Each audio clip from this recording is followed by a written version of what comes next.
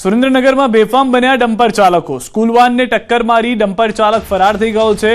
વાંટાવચ ગામ નજીક સર્જાયો છે અકસ્માતમાં 10 થી વધુ બાળકોને ઈજા થઈ છે। બાળકોને સારવાર માટે હોસ્પિટલ ખસેડવામાં આવ્યા હોવાની પણ જાણકારી છે। તો ડમ્પર ચાલક હતો તેને સ્કૂલ વેનને ટક્કર મારી હતી। સ્કૂલના જે વિદ્યાર્થીઓ હતા તે વેનમાં સવાર હોવાની જાણકારી છે। 10 થી વધુ બાળકોને ઈજા પહોંચી હોવાની પણ જાણકારી છે। બાળકો હાલમાં સારવાર માટે હોસ્પિટલ ખસેડવામાં આવ્યા છે।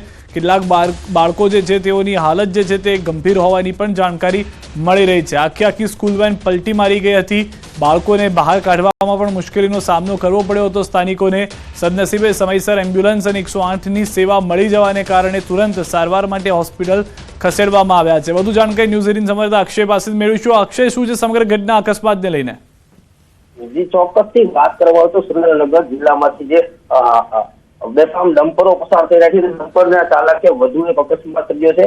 સાયલા પાળિયાદ હાઈવે પર સ્કૂલ વાન જે છે બાળકોને લઈ અને પરત ફરી રહી હતી, તે દરમિયાન ડમ્પરના ચાલક કારને ટક્કર મારતા કારમાં જે સવાર 10 થી વધુ બાળકો હતા તેને ઈજાઓ પહોંચી હતી અને ડમ્પર ચાલક છે અકસ્માત સર્જી નાસી છૂટ્યો છે। ખાસ કરીને જો અકસ્માત અંગેની વાત કરવામાં તો અકસ્માત એટલો ભયંકર હતો કે જે કારની ઉપરની છત છે એ છત આખી નીકળી ગઈ છે, જેને લઈને કેટલી બેફામ સ્પીડે જે ટ્રકનો ચાલક છે પસાર થઈ રહ્યો છે તેનો અંદાજો લગાવી શકાય। હાલ તો તમામ ઈજાગ્રસ્ત બાળકો છે તેને સારવાર માટે હોસ્પિટલ ખાતે ખસેડવામાં આવ્યા છે, જ્યારે પોલીસે નાસી છૂટેલા ડમ્પર ચાલકને ઝડપી લેવા તપાસ હાથ ધરી છે। પરંતુ આવા ડમ્પર ચાલકો વિરુદ્ધ કડક કાર્યવાહી થાય એવી ક્યાંક ને ક્યાંક લોકોમાં માંગ ઉઠવા પામી છે। જી સિદ્ધાર્થ, આભાર સમગ્ર માહિતી બદલ। તો ડમ્પર ચાલક જે છે તે ફરાર છે, પોલીસ તપાસ કરશે। વાટાવચ ગામ પાસે અકસ્માત સર્જાયો હોવાની પ્રાથમિક જાણકારી મળી રહી છે। 10 થી વધુ બાળકો ઈજાગ્રસ્ત થયા છે, સારવાર હેઠળ છે।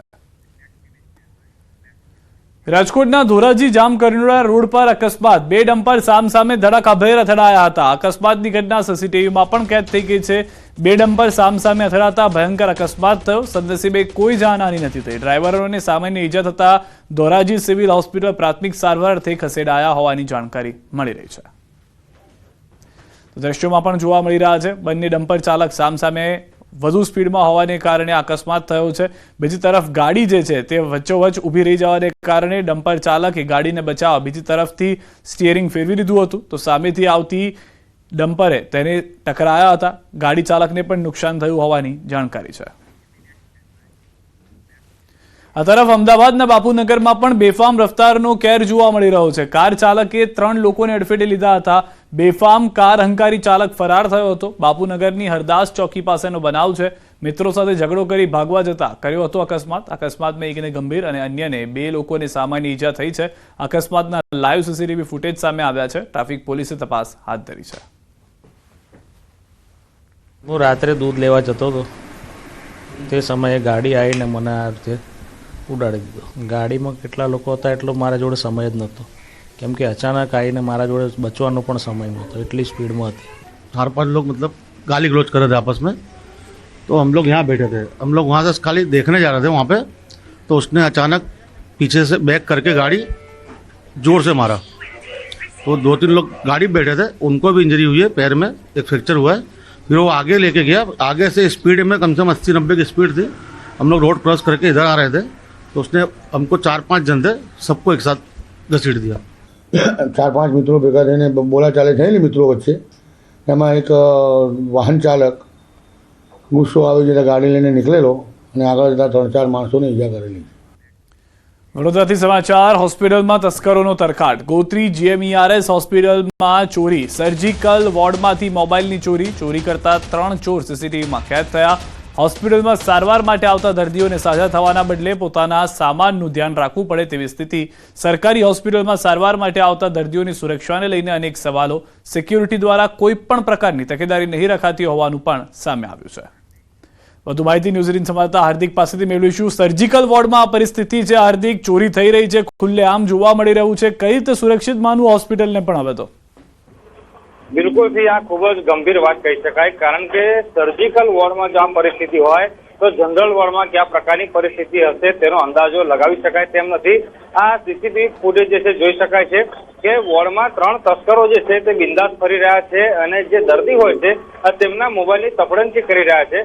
ઉલ્લેખનીય બાબત છે કે હોસ્પિટલના જે સિક્યુરિટી ગાર્ડ છે તેમની આ ગંભીર પ્રકારની ભૂલ કહેવાય, કારણ કે ચલો કોઈ વ્યક્તિ અંદર પ્રવેશી જાય, પરંતુ સર્જિકલ વોર્ડ જે છે કે જ્યાં ગંભીર પ્રકારના દર્દીઓ સારવાર લેતા હોય છે ત્યાં આ રીતે લવરમુછિયાઓ ઘૂસી જાય અને મોબાઈલની ચપડંચી કરે, તે કેટલું યોગ્ય છે સૌથી મોટો સવાલ જે છે તે ઉભો થઈ રહ્યો છે. અને તમે કીધું એ પ્રમાણે કે આ સરકારી હોસ્પિટલમાં ગરીબ દર્દીઓ સારવાર માટે આવતા હોય છે, ત્યારે આ ઘટના પછી હવે ગરીબ દર્દીઓ પોતાના સ્વાસ્થ્યનું ધ્યાન રાખે કે પછી પોતાના કિંમતી સામાનનું ધ્યાન રાખે, તે સૌથી મોટો સવાલ જે છે તે અહીંયા ઉભો થઈ રહ્યો છે.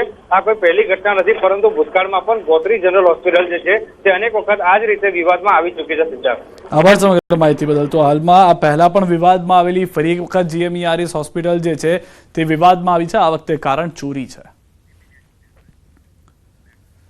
રમજાનમાં નવા કપડાં લેવા સગીરે ATM તોડવાનો પ્રયાસ કર્યો. લિંબાયતમાં 17 વર્ષીય સગીરે ATM મશીન તોડવાની કોશિશ કરી, પરંતુ તેને સફળતા ન મળી. જોકે તેને ATM મશીને નુકસાન પહોંચાડતા મુશ્કેલીમાં મુકાયો.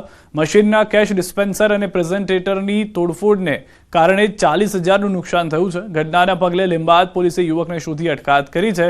યુવકની ખરાબ આદતોના લીધે પિતાએ આ સગીરને ઘરમાંથી કાઢી મૂક્યો હતો. સુરતથી સમાચાર. ભુવાસળમાં વિદ્યાર્થીની આપઘાત મામલે રોષ. મૃતક વિદ્યાર્થીનીનું આખું ગામ આશ્રમ શાળા પહોંચ્યું છે. ગામ લોકોએ આશ્રમ સંચાલકો સામે સવાલ ઉઠાવ્યા છે. ઘટનાથી અજાણ રાખ્યા હોવાનો મૂક્યો આક્ષેપ. ઘટનાની ઉચ્ચ સ્તરીય તપાસ થાય તેવી માંગ. મૃતકના પિતાએ કહ્યું હતું કે હું અને મારી પત્ની શાળાએ પહોંચતા ફાંસો ખાધેલી હાલતના દીકરી બતાવી દીધી હતી. ખૂબ જ ઉતાવળમાં બધી કામગીરી કરી દેવામાં આવી હોવાનો પણ આક્ષેપ મુકાયો છે. દીકરી સાથે અચૂકતી ઘટના બની હોવાની પરિવારજનોએ આશંકા વ્યક્ત કરી. મૃતક વિદ્યાર્થીની તાપી જિલ્લાના મૌલીપાડા ગામની વતની હતી. ઘટના સ્થળે આદિવાસી રીતિ રિવાજ મુજબ મૃતકની આત્માની શાંતિ માટે પૂજા વિધિ પણ કરવામાં આવી. એકદમ આપઘાત જેવો મને છે ને બહુ એવું થઈ ગયું કે મારી છોકરી એવું કરે એવું નથી. મેં રાજી ખુશીથી છોકરીને મોકલેલી અને પછી અહીંયા આવીને મને એવું સાંભળવા મળ્યું તો પછી હું તો હોંશ જ ખોઈ બેઠો. એટલે પછી છે ને મને ઉપર લઈ ગયા, જ્યાં આપઘાત કરેલો ત્યાં બતાવ્યો તો એને આ લોકોએ એવું ફટાફટ કામ કરી નાખ્યું કે મને પૂછ્યું ખરું પણ મને જવાબ આપવાના બી બેભાન જેવો હતો. એટલે મને વિચારવા બી મોકો નહીં દીધો આ લોકોએ. એટલે મને એવું લાગે કે આ લોકોએ છે ને ખરેખર મારી છોકરીને આમ તેમ દુષ્કર્મ કર્યો એવું લાગે. એટલે હું ન્યાય માટે એને છે ને જાણવા માગું છું. રાજકોટ